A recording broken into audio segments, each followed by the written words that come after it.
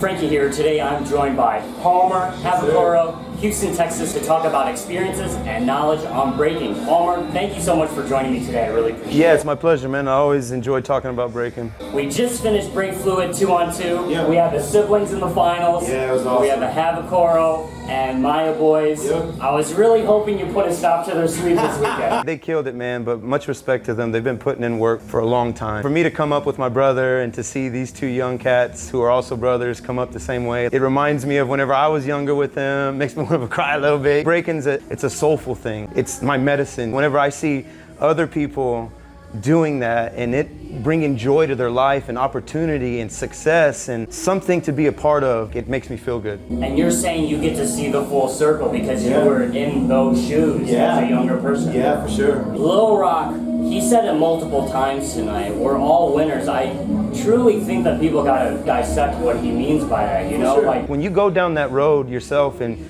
you do these things, it's hard to put yourself out there and have all these people look at you. And then at the level that we're doing it at, it hurts whenever you lose and you don't get to see the fruits of your labor so much. Not to say that winning brings those fruits. It kind of like reassures you that like I'm on the right road, and sometimes people don't get to have that. I think what Little Rock really means by that is this culture is not about competition. We use that as a way for us to come together. When you really step back and look at it, for me, the most memorable thing that's going to be from this weekend is me at the park with everybody playing basketball, talking, sweating with everybody, then start talking about life. People ask me about my son, you know, they're like, man, that's so dope. I remember seeing him whenever he was a young kid. Tell him I said, what's up? So I go home and I tell my son that like, hey, you remember this dude from Chicago? And he's like, oh yeah. He's like, man, he was thinking about you. He told me to tell you what's up. That's winning. We're human beings and we need connections to people to have a fulfilled life, in my opinion, you know, and a lot of other people's opinion. Like Mex One, that's what his motto was, the memories that you create with people. really well put. Just taking that, and you guys, of course, have to watch the footage of the battles. Yeah, These battles were just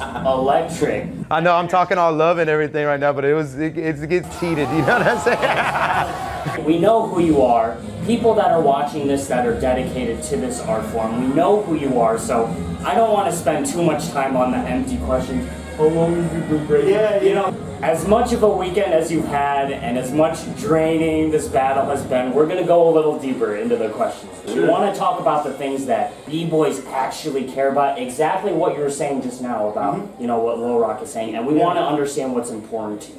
25 years into breaking, Houston, Texas, Yes, sir. and you've previously talked about your whys for breaking, why you're in this dance, and your desire to really bring individual perspective to the art form. As a younger person, I'm ready to see what I can bring to the table. Yeah. 25 years into breaking, and so the first question is, have your whys changed? With anybody, if you're on a path of trying to become the best person you can be, you have to change. It's almost like if you don't change, it's like a death in a sort of way. For a tree to be in a storm, if it's very rigid, stiff, and hard, it has more of a chance of being knocked over. But if it can sway in the wind and be loose, it has more of a chance to withstand that storm and everything. For me, my whys, me being able to adapt to the things that the world throws at me, because at the end of the day, we're part of this breaking culture, but at the same time, we're part of this big world. There's a lot of responsibilities that it puts on you and pressure and everything, and sometimes those things can weigh heavy on you. Sometimes they can affect your breaking. The why at the beginning for me is like, man, I really enjoy doing this. When you're young and you get into this battlefield culture and competition and everything like that,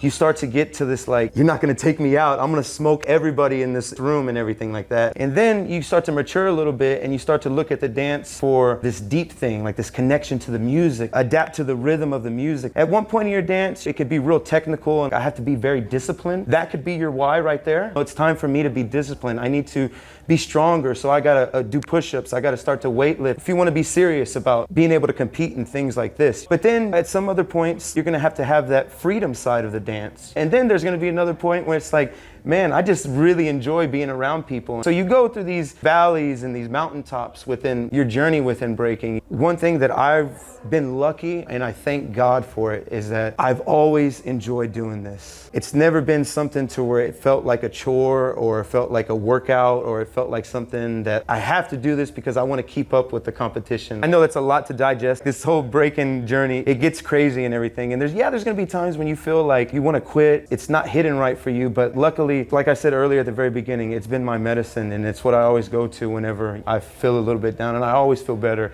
even if I just break a little bit in my garage. I know a lot of people within breaking now, like this is their job, they make money off of it and everything, and not to discredit them in anything like that. I know sometimes when your escape and your art form becomes your job, it can turn into something else. Ever since I was a kid, I've always had a regular job, and this has kind of been my thing that I do for me. Everything else that happens, me getting opportunities to go to another country or to teach, connect with the youth of that country, come here and battle at a high level, those things, it's amazing to be able to be a part of and everything, you know?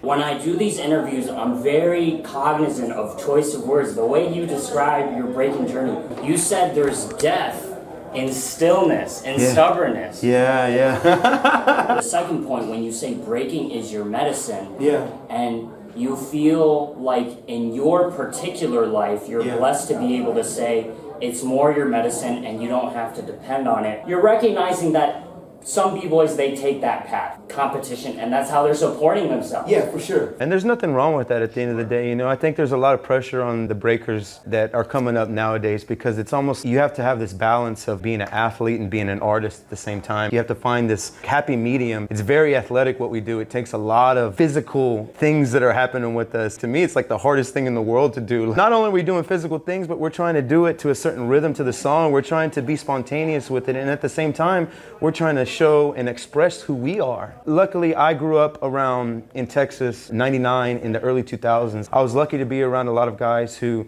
the main thing that they told me was like, you have to be original. You are only you. I'm glad that I had that type of guidance because when it comes to like art, if you don't have anything personal to say, it's like, I don't think you're gonna be a good artist per se. For you to have something to say, you need to bring the experiences that you've had to the table. How can I dance like a guy from New York when I had never been to New York at that time? I'm gonna pay respect to it. That's where it started. I'm gonna learn the rules of the game and the foundation per se, but at the end of the day, I need to figure out what I'm trying to say. I give respect to everybody that goes out there and not just, I'm not even saying the competition, that goes out there and is a part of this and shows themselves for who they are. I think what you're also describing is just an overall life lesson too. Yeah, for sure. But then at the same time, like I said, paying respects to the people who came before you. There's an African proverb that says, I might butcher this, but it's like, if you want to go fast, go alone, but if you want to go far, go together. I'm not going totally outside the box. I'm just doing this crazy thing, but like I'm paying respect to the people who have came before me because what they have done and what they have taught has stuck around for a while. And this culture has stuck around for a while. Why? Because there's a lot of good things that have come out of it. It may sound cheesy. I always say it to the b-boys in Houston that have come up before me that nobody knows about, but I tell them, I'm like, because of y'all, I'm able to do all these crazy things and experience all these wonderful things that life has to offer as far as like culture and people and stuff like that. Even though that they are older now and they can't physically do what they used to be able to do for whatever reason, you're still getting that respect and you still feel a part of something for what you did. It's all this full circle thing and it's a beautiful thing. That segues to the next question because you're talking about this generational connection that we have to recognize, otherwise we wouldn't be able to be a part of this.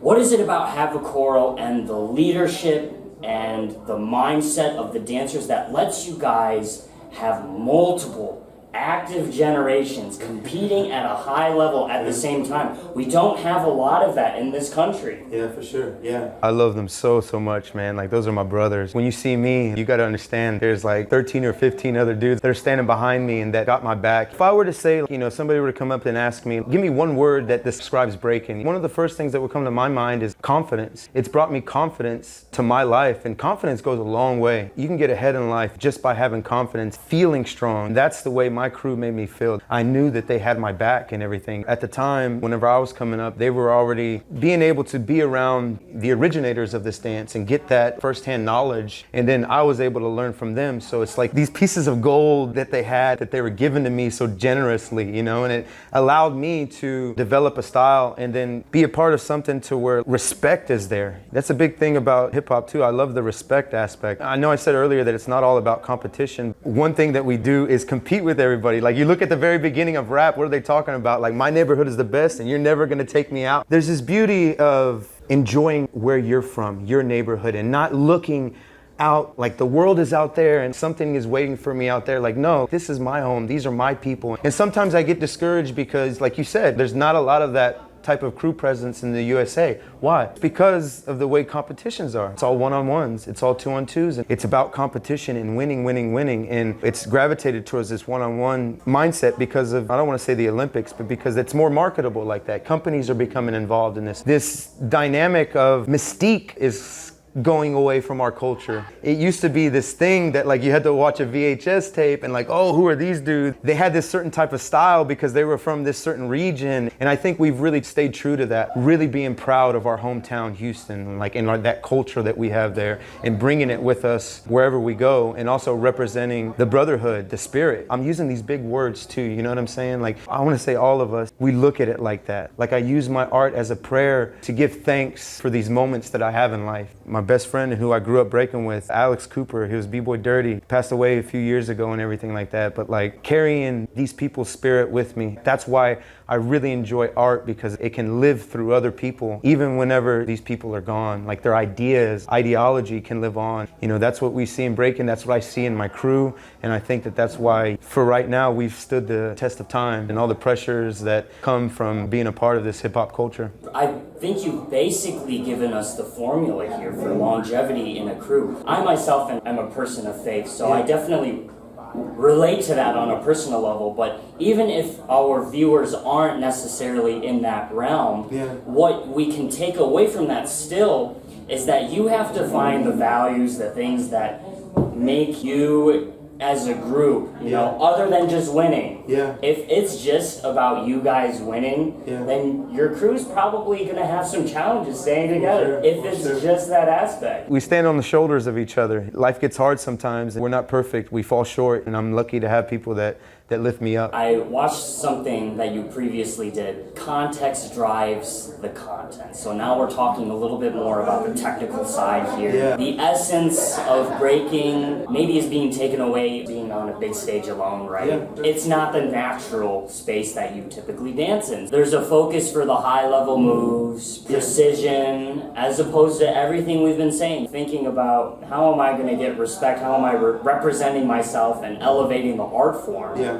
On top of this, you've also talked about judging. Now, this is the real heart of the question here. So, as it relates to a judge panel, we need to have judge panels that understand what is going on. But let's say for an older generation B-boy that hasn't been competing in modern competitions, maybe there's a disconnect. For sure, So with all that context in mind, what makes a bad judge? Man, there's always going to be some type of bias, man, no matter how you slice it. Everybody approaches the dance a little bit different. They kind of cater to a certain style here or there, you know. It's not an easy solution. This is not a zero-sum game that we're doing, you know. It's not like I'm shooting a ball and it's going in a hole and it's like you scored a point. It's these untangible things sometimes that we're doing, and it's like a lot for a judge to be able to interpret that. For me, whenever I go out there, a lot of the stuff, what I'm doing is nobody's doing that stuff. So it's like I can't expect everybody to be messing with it or feeling it. You know what I'm saying? What is that? Yeah, what is it? You know what I'm saying? I commend all the people who are going down that road and trying to figure out an answer, you know? But for me, if I'm really gonna say what my heart feels, I feel like it is more towards the athletic side. That's why you see so many B-boys looking the same. They're doing incredible things. They really are. No judgment against it. That heart, that X factor isn't there sometimes, where it's like, who are you? I've seen that before, like what you're doing. It really comes down to, what do you put value in? Execution and energy. You know, a lot of the youth has that. They have the execution. They have the energy on their side. When you look at some of the people from like the early 2000s who are still breaking, their approach is refined, and there's something about it whenever they do a CC or whenever they just do certain things. It just holds more, like the form of their whole round, the timing of it. I feel like some people don't understand that. Some people will look at it around and be like, oh, well, like, you know, this dude had a lot more energy and he did a lot more things. But I'm like, yeah, but this guy, like, look at his form. Everything is connecting right. It's found this perfect medium between this athlete and this artist, this discipline and this freedom and everything like that. Like I said, I feel like they're putting more value on that. I would hope that our scene could put more value on the artistic side, because I think that holds more value to people individually in the long run, you get to create something beautiful. It's amazing whenever you come up with these certain type of movements that are yours. It's something that money can't buy. It's the same thing whenever an artist does a painting, Jay Dilla makes a beat, it's the same thing. You're creating this thing that's you, that's gonna go out into this world. Just real quick, I know we're on judging and everything. When I go to places, and even like right now, you asking me to do this interview and like asking me these questions, it shows me that people are paying attention. Why are they paying attention to me? Like I'm just in my garage in Houston creating these crazy little movements with breaking and everything like that. That energy goes out in the world. You know, one dude came up to me, he's like, you're the reason why I like threading and I'm going down this path of threading. You know, this kid is in Detroit doing threads wherever he's doing it because I'm doing it. And like, you know, like you're not gonna get that by going down the path that everybody else is going. You might win a competition here or two, but that's not gonna last. Trophy's gonna rust. These intangibles, there's only so much ability for us to put these kinds of things into words, and that's part of the challenge of judging. If you were to judge, for example, you're looking for that balance between the artistry and athleticism, and if it is intangible, you just kind of see it. If you know, you know, right? Yeah, if you know, you know. And at the end of the day, too, if we're talking about credible judges, you've got to have people who know this art form, who are there. I'm not saying that like you had to compete at a high level and win. At some point, you show that you understand what this dance is about, or like you have students that are showing that you've taught that they carry on this thing that we call breaking, you know. And I don't feel like if you can't show those things, then you really shouldn't be judging. You know, the Olympics are here. In Houston, we have parents who are involved. They're entering their kids in these competitions and they're coming to, they're like, why did my son lose? I don't get it. With that comes the disappointment of losing and like how people handle that. For us to be fair as a community when it comes to this judging aspect, we really got to figure it out, you know? And again, it's a hard thing. I think we need the right people in there who can come at it in like a way to where they're showing respects to both sides. Well, thank you so much, Palmer. We're going to end this interview on a light note here. We're going to watch a couple throwback clips. The first one I want to show is in '06. Okay. Who came to serve? So we're going to watch Miracles Evil versus Palmer and Adverse. Oh my God, what year was this? This was '06. Shout out to Evil, one of my inspirations. For sure. He's so dope, man. And I love the Chicago scene. I used to always love going to these battles, man, because it was like, the energy there was like so palpable, you know? You could feel it in the air, you know? Oh shit, with the crooked hat, you know, that was the style back then. Oh, with the spider footwork.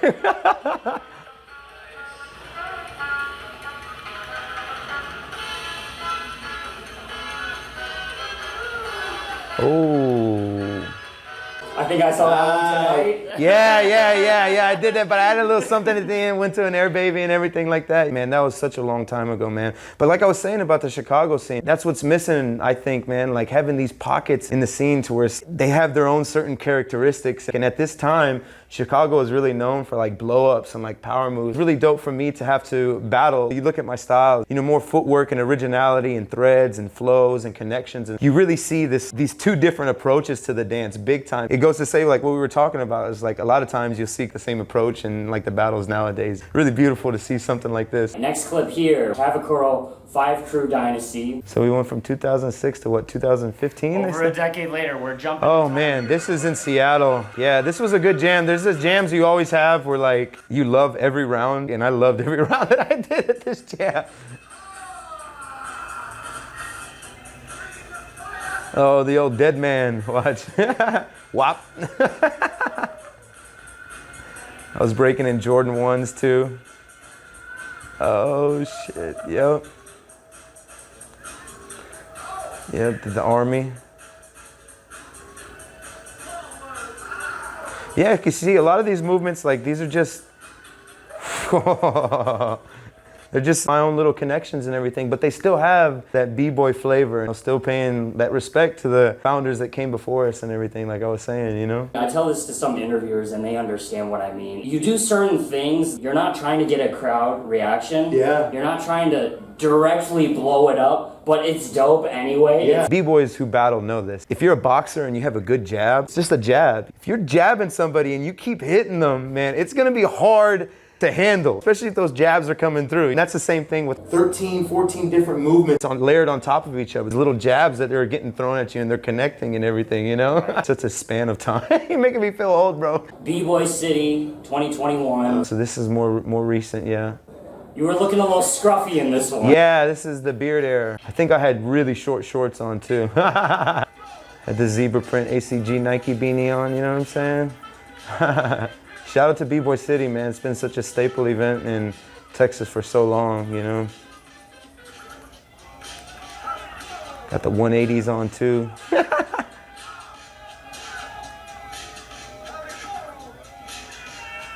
Whoo!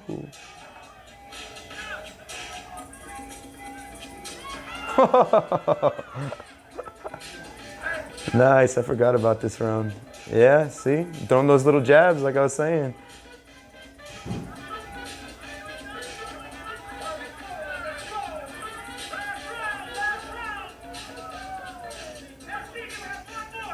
Yep.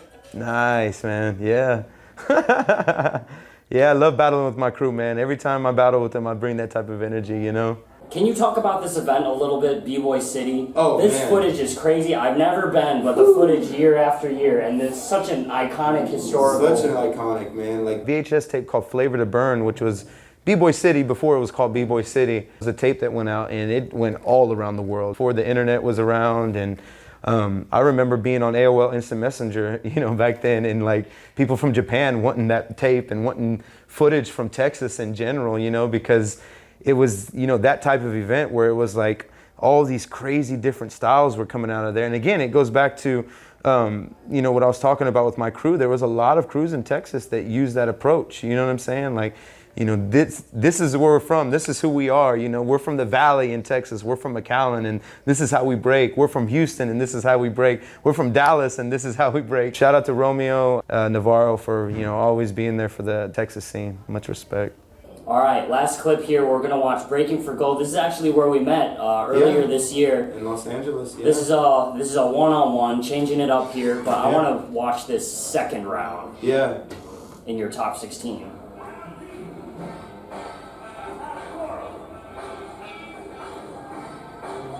Nigga thread. Freeze.